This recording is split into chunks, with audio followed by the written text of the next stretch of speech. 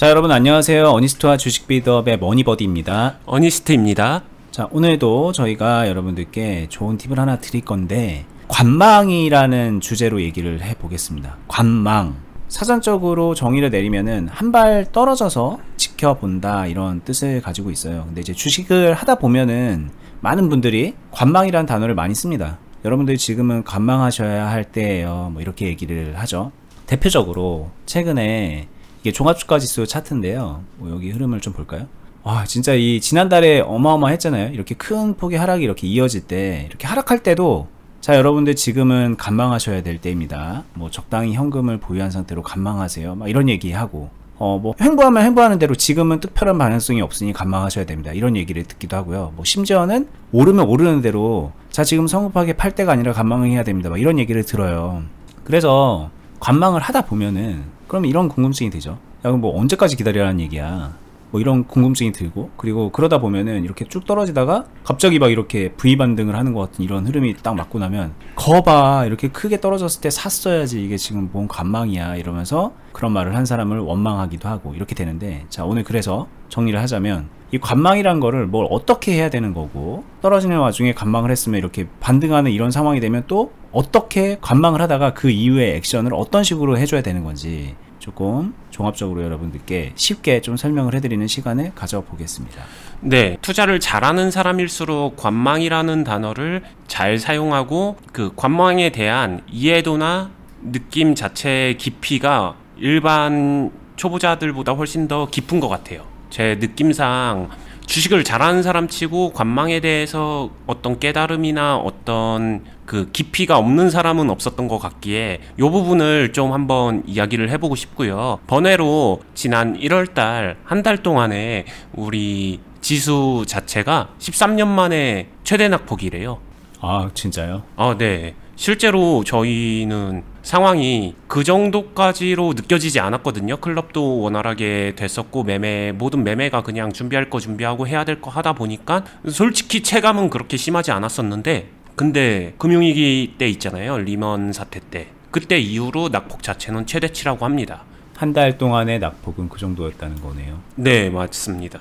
근데 이게 좀 이해도 돼요. 왜냐면 저희 클럽 같은 경우에는, 뭐 클럽을 떠나서 뭐 저나 어니님이나 이제 아마 잘하는 분들은 박자를 제대로 탔다면 뭐 이렇게 보면 여기서부터도 계속 하락을 했잖아요. 근데 하락하는 와중에도 포지션이 점점 나빠지는 게 아니라 뭐 이렇게 파동이 있었기 때문에 이 와중에 내 종목들이 정리될 건 정리되고, 수익 마감되고, 뭐 손실폭도 줄여놓고, 그러면서 요때쯤 됐을 때 저희가 한번 그런 컨텐츠에서도 언급을 했었는데, 지금은 상황이 그렇게 나쁠 상황은 아니어야 된다, 잘 했다면은 이때쯤에는 뭔가 좀 정리가 돼 있어야 된다, 이런 얘기들도 했었거든요.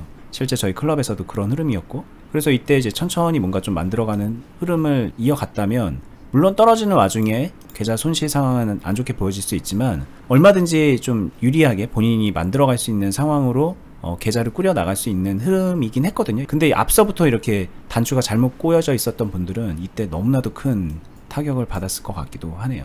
네, 맞습니다. 여기서 얘기해드리고 싶은 게 중요한 게, 제가 포인트 때마다 되게 강조했었어요. 유튜브에서도 많이 말씀드렸는데, 실제로 계좌 재정비에 많이 신경을 써달라라고 얘기를 했었는데, 계좌 재정비에 신경을 썼었으면은 어찌 보면은 이런 하락에 대한 앞선 흐름들이 전조현상 같은 게 분명히 존재를 했거든요. 하락에 베팅을 하란 게 아니라 그냥 해야 될 계좌 재정비만 충분히 해줬으면은 지금 최대 하락폭이라고 하지만 실질적인 체감 타격은 그렇게 커지지는 않는 스무스한 흐름이었다, 요 정도까지는 충분히 가능한 영역인 것 같고요. 그 다음에 최대 낙폭이라고 하지만 하나 더 생각해야 될 거는, 자, 금융위기 때 지수랑 지금의 지수는 지수의 총 크기, 총량 자체가 달라요. 그렇기 때문에 지금 더 큰 폭의 하락을 했다고 하더라도 사실 이 정도 폭의 하락은 지금 사이즈의 지수에서는 얼마든지 나올 수 있고 앞으로도 나올 수 있다라는 거를 알아주셔야 됩니다. 그러려면은 결국에는 여러분들은 계좌 재정비를 할 줄 알아야겠죠. 그러면은, 자, 계좌 재정비를 어떻게 하면은 잘할 수 있는데, 여기서 중요한 게 관망이 들어가는 것 같아요. 관망이란 말이 너무 포괄적이잖아요. 그러다 보니까 관망에 하게 되면은 듣는 사람들이 또는 이해하려고 하는 사람들이 좀 극단적으로 해석하는 경향이 있어요. 관망에? 그럼 아무것도 하지 말란 거야? 행동해? 그러면 막 몰빵하라는 거야? 이렇게 양극으로 가는데 그렇게 가지 말고 항상 중간 정도의 유연함이 필요하다는 거 한 번 더 기억해 주시기 부탁드리겠습니다. 네, 되게 중요한 얘기네요. 관망하세요 이러면 진짜 그냥 이제부터 계좌도 보지 말아야지 이러는 분들도 있을 거란 말이에요. 근데 그건 아니다. 이거부터 좀 잡고 시작을 해봅니다. 네, 관망이 절대로 방치가 아니다. 그러면은 상황이 세 가지 상황이 이어질 것 같습니다. 주가 흐름 자체가 파동에는 항상 상승과 하락이 공존하고 중간중간에 이런 식으로 횡보가 존재하고 상승도 있고 횡보도 있고 하락도 있고 횡보도 있고 다시 상승도 있고 이런 식으로 어느 정도의 루틴적 사이클을 가고 있는데 각각 상황에서 어떻게 관망하라는 건지를 이야기해 볼 수 있을 것 같아요. 잠깐만 여러분들께 참고로 말씀드리면 저희는 이제 관망이라는 단어 자체는 이제 그 영상을 하면서 많이 쓰지는 않았던 것 같은데 저희 용어로는 이제 기다려야 된다 이런 얘기로는 좀 많이 했어요. 저희도. 자, 같은 맥락이긴 하지만 오늘 이제 관망 이런 딱 직접적인 단어로 여러분들께 팁을 드리고 있는 거예요. 네, 구체적인 사례를 보면서 한번 얘기를 해볼게요. 대표적으로 거의 모든 종목에서 다 찾아볼 수 있는데 그냥 임의로 하나의 종목을 골랐고요. 먼저 첫 번째는 하락 중의 관망에 대해서 한번 얘기를 해보려고 해요. 대표적으로 지금 보여지는 거는 이런 흐름, 이런 파동이 보여지게 되면은 어떤가요? 하락이죠. 중간중간에 상승이 석혀는 있지만 기본적으로는 큰 폭의 하락을 이어가고 있는 상황이잖아요. 이런 하락 흐름에서 되게 많이 나오는 말이 관망해야 됩니다. 관망해야 됩니다. 이렇게 나오는 거거든요. 이런 하락도 마찬가지고. 관망을 한다는 거는 하락 중에 쓸데없는 행동을 하지 않는다. 이렇게 보시면 되고요. 횡보 중에 관망이라는 거는 이것도 큰 틀에서는 파동에서는 이렇게 일자로 흘러가는 흐름만이 횡보다라고 표현하진 않아요. 어느 정도 박스 흐름을 가지고 이렇게 흐름을 이어가는 것도 횡보세다. 이거는 횡보세에서의 관망도 존재한다. 그 다음에 상승 중에는 이런 상승 흐름이 중간중간 나오잖아요. 이럴 때도 관망이란 단어는 항상 나옵니다. 그러다 보니까 결국에는 뭐야 그러면 하락 때, 횡보 때, 상승 때 다 관망하라는 거는 맨날 관망만 하라는 거야? 이렇게 해석하거나 이렇게 이해하시는 분들이 많은데 절대 그건 아니다. 결국에는 이런 하락에서 횡보로, 횡보에서 상승으로, 하락에서 상승으로, 상승에서 하락으로 이런 식으로 각각의 상황이 변환되는 시점이 있고 그런 상황들을 그냥 투자에서는 브릿지 상황이라고 얘기를 하는데 결국에는 관망을 하는 이유는 이 브릿지를 기다리는 거고 실제로 투자는 이 브릿지에서 어떤 행동을 하느냐에 따라서 굉장히 많이 달라질 수 있다. 이렇게 이해해 주시면 될 것 같아요. 조금 구체적으로 얘기를 들어야 될 것 같습니다. 그러니까 지금까지 얘기는 뭐 이렇게 기다려 그럼 다 기다려 이런 건 아니고 뭐 여기 보여지는 것 상으로 보면 이런 포인트 같은 거 있잖아요. 횡보를 하다가 하락하는 상황, 뭐 이렇게 가다가 상승하는 이런 상황, 이런 브릿지 상황에서 뭔가를 해주는 게 중요하다 정도까지 얘기를 드는 것 같은데 네. 좀 이어서 좀 얘기를 들어볼게요. 이렇게만 들으면은 뭘 하라는 거야, 뭐 어쩌라는 거야 이렇게 모를 것 같아요. 네, 보시면은 일단 하락 상황에 대해서 먼저 말씀드릴게요. 하락 상황이 이어지고 끝없이 하락만 할 것 같지만 여기서 중요한 거는 하락이 멈춰지고 자 이런 박스 흐름으로 종목이 변화하는 분명히 하락이었지만 여기서는 파동으로만 놓고 보게 되면 횡보잖아요. 하락이고 자 관망을 한다는 거는 하락 중에 관망을 한다는 거는 하락세가 멈추고 횡보세로 변화하는 이런 변화까지를 기다리는 거다, 관망하는 거다라고 생각해 주시면 되고요. 여기서 어떤 행동을 한다는 거는 하락이 끝나고 횡보세가 나오고 나면은 이때 이 상황이 제가 지금 동그라미 친 상황이 브릿지 상황이거든요. 뭔가 파동에서 다음 파동으로 변화되는 어떤 다리 같은 거죠. 투자자가 실제로 행동하는 거는 요 시점에서 행동해주는 게 훨씬 더 유리하다. 하락을 충분히 기다렸으면 여기서 쓸데없이 물타기 안 했으면은 횡보할 때 이 브릿지 상황에서 이때 아껴뒀던 매수를 조금씩 분할해서 행동할 수 있잖아요. 결국에는 분할 매수 같은 경우에도 막 사용하게 되면 비중이 금방 차버리기 때문에 막무가내 물타기가 아니라 결국에는 브릿지 상황에서 내가 해야 될 행동만을 굉장히 담백하게 해주는 행동, 이게 고수들이 잘 사용하는 전략이기 때문에 이거를 생각해 두시면 되고요.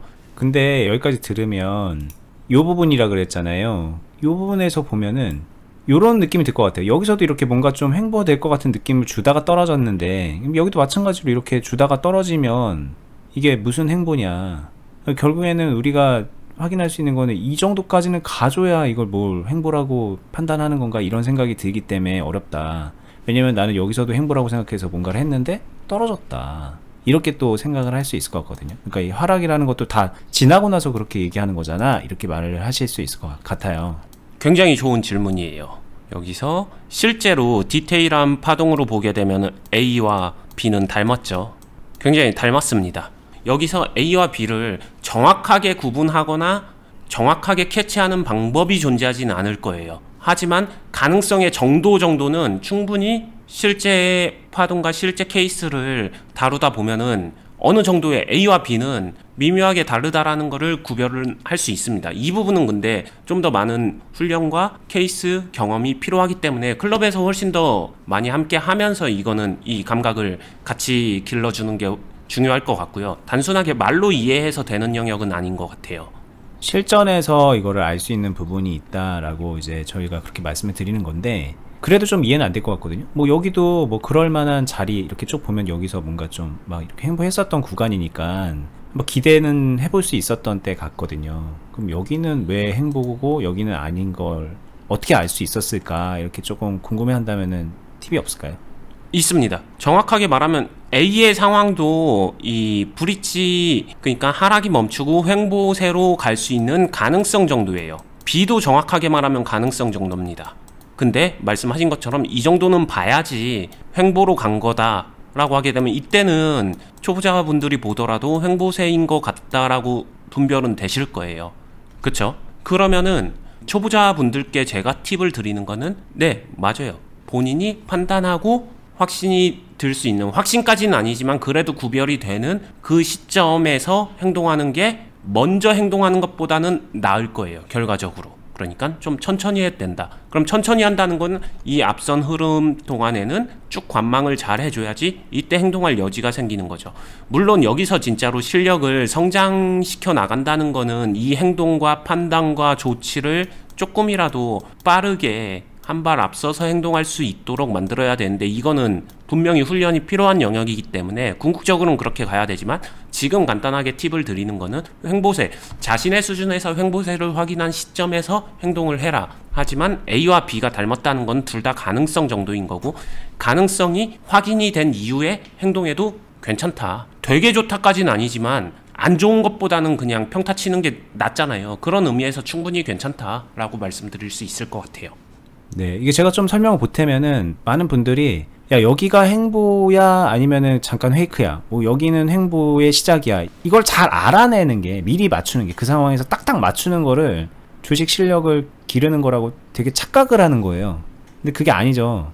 항상 가능성의 구간입니다. 우리가 주식을 하면 실전에서는 오늘 상황은 오늘에서의 가능성이고 내일은 그 상황에서의 어떤 가능성이 있는 거예요. 그럼 그 가능성이 있는 상황에서 적절한 그런 액션을 취하고, 그러니까 관망을 하든 뭐 조금 뭐 매수를 하든 매도를 하든 그 적절한 액션을 취하고, 또 시간이 지나면서 그 가능성이 변화해 나갈 때 계속 그 액션을 그에 맞춰서 이어나가는 거거든요. 이어나가다 보면은 시간이 지나면은 여기는 하락할 때 관망하는 거 같은 행동을 하게 된 거죠, 잘하는 사람은. 근데 못하는 사람은 이때 막 물타기를 막 잔뜩 해놔가지고 더 크게 물려버리는 그런 상황을 맞게 되는 그런 차이가 있는 거죠. 그러니까 그때 이어지는 그 가능성과 실전 상황에서 적절한 액션을 해주는 것, 그거를 더 센스 있게 더 정교하게 해나가는 거가 실력을 기르는 거지, 뭐 예한 것처럼 이거는 하락이야, 이거는 행보야, 이거를 그때 미리미리 알아내는 거는 아니다. 그러므로 뭐 실전에서 그 경험을 쌓고 뭔가 잘못된 점들을 교정해 나가는 게 필요한데, 그런 부분을 저희가 이제 유튜브에선 채워드릴 수가 없고, 그래도 저희가 클럽이라는 걸 하잖아요. 그 클럽에서는 많은 부분들 채워드리고 교정해드리고 있다, 이렇게 말씀을 드리고 있는 겁니다. 네, 많은 분들이 납득하기 쉽게 설명을 드리게 되면은 가능성 정도에서 행동하는 걸 1이라고 하고, 그 다음에 무언가가 좀 더 유리함이 나오게 되면 행동하는 걸 2라고 하게 되면은 이 A에서는 이 행동을 안 하기 때문에 1에서 끝납니다. 근데 B에서는 횡보세까지 나왔으니까 1 더하기 2가 나오는 거죠. 그럼 결과적으로는 B가 A보다 더 많은, 더 적절한 행동을 하게 될 수밖에 없는, 이런 것들을 실전 케이스에 맞춰가는 건데, 이거는 지금 제가 뭐 숫자로 말씀을 드려도 이러한 케이스를 직접 자신이 컨트롤하고 해보는 게 머리로 이해하는 거랑 완전히 다르기 때문에 이 부분이 정말 중요한 것 같아요. 다음으로 넘어가면은 횡보 중의 관망에 대해서 횡보 중의 브릿지 팁을 또 드릴게요. 그러면은 하락 중에 이렇게 전환돼서 내가 뭘 하는지 알겠어. 그러면 지금은 이제는 횡보잖아. 횡보 중에도 또 관망하라며. 그러다 보면은 이거는 이 앞에 브릿지 상황에서 내가 해야 될 행동은 조치를 취했겠죠. 그 이후에 횡보세가 길어진다라고 하게 되면 이때는 또 어느 정도의 관망세가 들어가 줘야 됩니다. 여기서 관망하는 방법은, 횡보세에서 관망하는 방법은 이제 자신이 현재 어떤 상황인가가 좀 많이 영향을 끼쳐요. 주관적이란 얘기죠.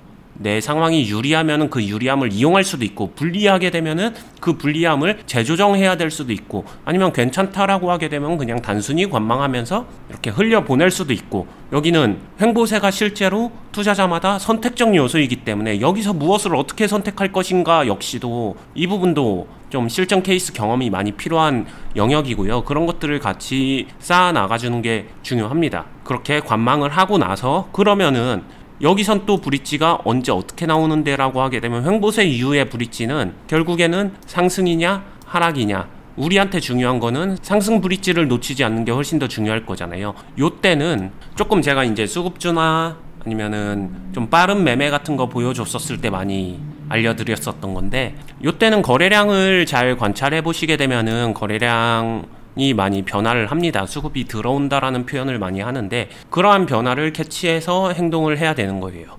그러면은 여기서 이제 실전으로 넘어가게 되면 저거를 잘 관찰하고 모니터링 할 수 있는 환경이어야 되고, 그게 이제 본업이 있어서 여의치 않는 경우에는 그런 것들을 할 수 있을 정도의 환경적 시스템을 만드는 게 중요하다라고도 예전에도 많이 말씀드렸었죠.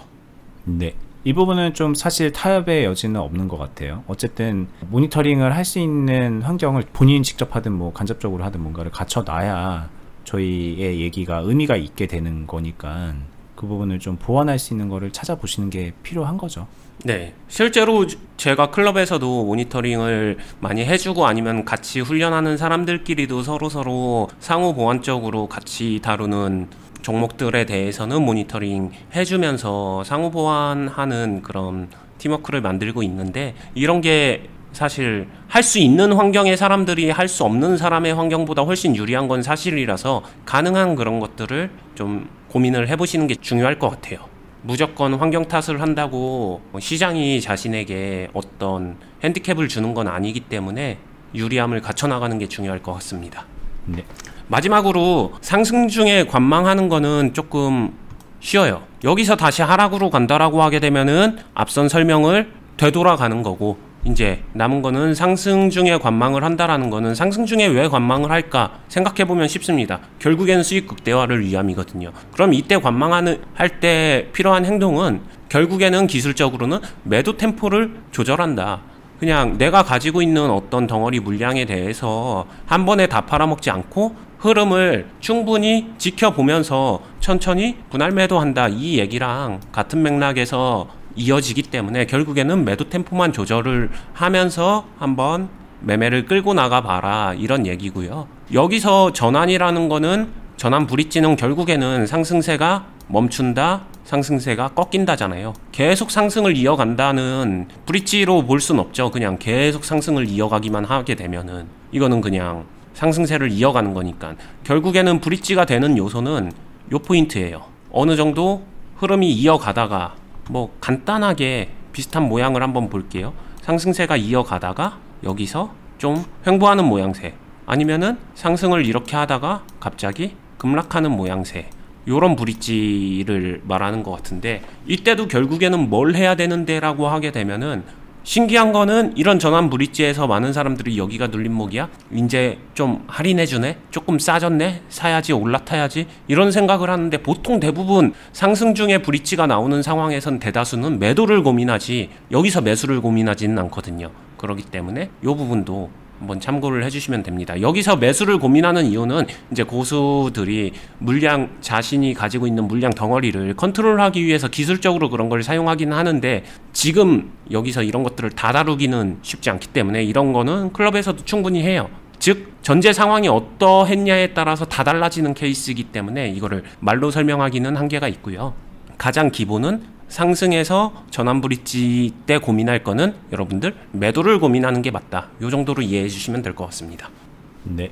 자, 뭐 좀 간단하게 요약을 하면은 뭐 상승할 때 관망, 홍보할 때 관망, 하락할 때 관망, 관망하세요 이런 얘기를 하면은 많은 분들이 귀를 닫아버립니다. 뭐 관망만 하래 이러면서 이제 그 사람이 하는 얘기를 안 들으려 그래요. 제가 볼 때는 가장 큰 문제는 그겁니다. 근데 그게 아무것도 하지 말고 늘 기다려라 이런 얘기가 아니거든요. 뭔가 이제 그냥 오해하고서 본인 생각에 마음에 안 드는 얘기를 하니까 그 사람의 얘기가 다 이젠 이상하게 들리고 틀리게 들리는 거거든요. 이제 그런 경우가 꽤 있어요. 근데 그 말의 이제 핵심을 좀 짚어보면은 결국엔 그 브릿지 포인트들을 캐치해서 적절하게 대응을 해 나간다라는 게 숨어 있다는 거죠. 그리고 그 얘기를 오늘 좀 정리를 해 드렸는데 이게 말로는 이해하기 쉬울 수 있어요. 근데 뭐 아시겠지만 주식이라는 게 이해는 쉽지만 혼자 그거를 이행해서 실천하기는 참 어렵다. 뭐 실천이야 아무렇게나 할 수 있겠지만 그걸로 꾸준하게 수익을 만들어내는 게 참 어렵다라는 게 함정이죠. 그 이유는 그러니까 학습의 영역에서 배웠다면 습, 익혀야 됩니다. 익힐 습. 익히는 과정이 반드시 뒷받침이 돼야 되고 그 과정에서 헛발질하지 않는 분들이 빠르게 실력을 키워나가면서 계좌를 꾸준하게 살찌워 갈 수 있다는 그런 결론으로 가게 되는 거예요. 이건 어쩔 수 없는 겁니다. 그 부분에서 저희가 유튜브에서도 도움을 드리고 있고 클럽도 하고 있다고 말씀을 드리는데 여기서 보여드릴게요. 자, 네이버에서 지금 보시는 것처럼 주식 빌더 공유 카페로 검색을 하시면요 여기 메뉴에 나옵니다.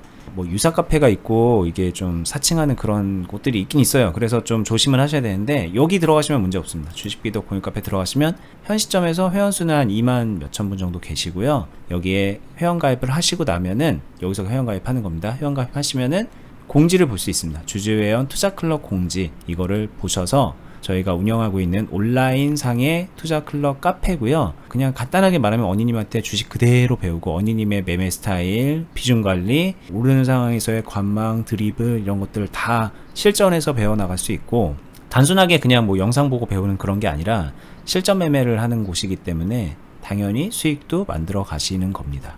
어떤 것들인지 수익은 얼마나 나는지 회원분들이 인증한 이런 것들까지 저희가 여기에 영상을 올린 적이 있으니까 한번 확인해 보시고요. 해보고 싶다라는 생각이 드시면 꼼꼼하게 읽어보신 다음에 여기 가입 신청서 작성하기 눌러서 신청서 작성해 주시면 상담 후에 가입 가능하십니다. 저희는 다음에 또 유익한 영상으로 유튜브상에서 찾아뵐 테니까 구독 알람 해두시고요. 오늘 영상도 좋아요도 한번 눌러주시고 요 카페도 미리 가입해 두시고 이렇게 한번 살펴보시는 것도 추천드리겠습니다. 감사합니다. 감사합니다.